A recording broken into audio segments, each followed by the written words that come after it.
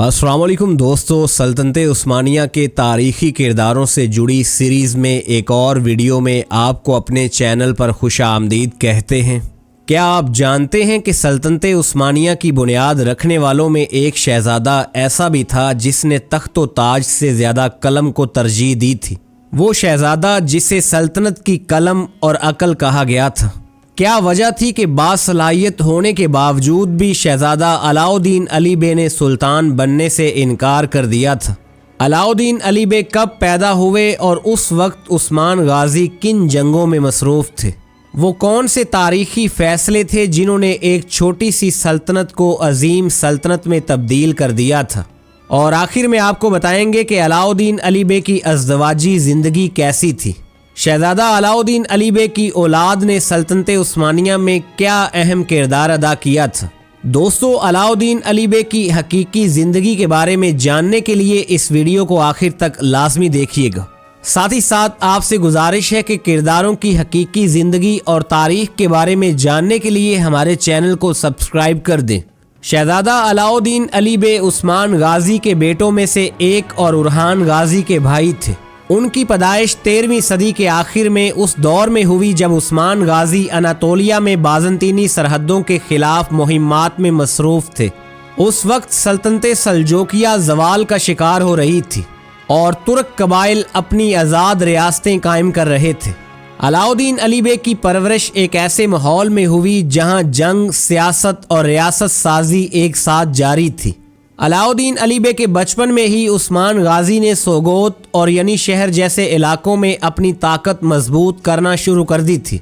अलाउद्दीन अली बे की शख्सियत अपने भाई उरहान गाजी से काफ़ी मुख्तलिफ थी। जहां उरहान गाजी मैदान जंग के हीरो थे, वहां अलाउद्दीन अली बे हिकमत, नज़्म नस्क और रियासती निज़ाम में दिलचस्पी रखते थे। यही वजह थी कि बाद में उन्हें सल्तनत का दिमाग या कलम कहा गया था। तारीख़ी रवायात के मुताबिक उस्मान गाजी की वफ़ात के बाद अलाउद्दीन अली बे के पास भी हुक्मरानी का हक़ मौजूद था, मगर उन्होंने इक़्तिदार की कशमकश पैदा करने की बजाय अपने भाई उरहान गाजी की बैत कर ली थी। ये फ़ैसला सल्तनत उस्मानिया की तारीख़ में एक अहम मोड़ साबित हुआ था।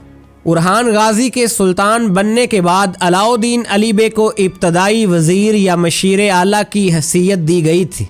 उन्हीं की मशावरत से सल्तनत में कई अहम इस्लाहात नाफज हुई थी। फ़ौजी निज़ाम की तंजीम, रियासती लिबास और दरबारी अदाब का तयन, सिक्के की ज़रब और इंतज़ामी ढांचे की मजबूती अलाउद्दीन अली बे ने फराहम की थी। अलाउद्दीन अली बे ने जंगी फतूहात को एक मुनज़्ज़म रियासत में तब्दील करने के लिए कानून और निज़ाम को हमीयत दी थी, जिससे उस्मानी रियासत महज एक कबायली ताकत से बढ़कर एक मुनज़्ज़म सल्तनत बन गई थी। अलाउद्दीन अली बे की ज़िंदगी के दौरान सल्तनत उस्मानिया ने बड़ी अहम फतूहात हासिल की थी, जिनमें बुरसा की फ़तह एक अहम संगे मील था। बुरसा को दारुल हुकूमत बनाने और रियासती अदारों को मजबूत करने में भी उनके मशवरों का अहम किरदार बताया जाता है। अलाउद्दीन अली बे की हिकमत अमली ये थी कि सिर्फ तलवार के ज़ोर पर नहीं बल्कि मजबूत इंतज़ामी ढांचे के ज़रिए सल्तनत को कायम रखा जाए। अलाउद्दीन अली बे की अज़दवाजी ज़िंदगी के हवाला से तारीख़ी मालूमात महदूद हैं, मगर बाज़ रवायात के मुताबिक अलाउद्दीन अली बे ने गरमियान कबीले के रहनुमा याकूब बे की बेटी गौंजा खातून से शादी की थी। दूसरी तरफ उनकी औलाद के बारे में भी ज़्यादा तफसील मौजूद नहीं है, ताहम बाज़ तारीख़ी हवालों में उनके बेटों का जिक्र ज़रूर सामने आता है, जिन्होंने मजहबी या इंतज़ामी शोबों में सल्तनत के लिए खिदमात सर अंजाम दी थी।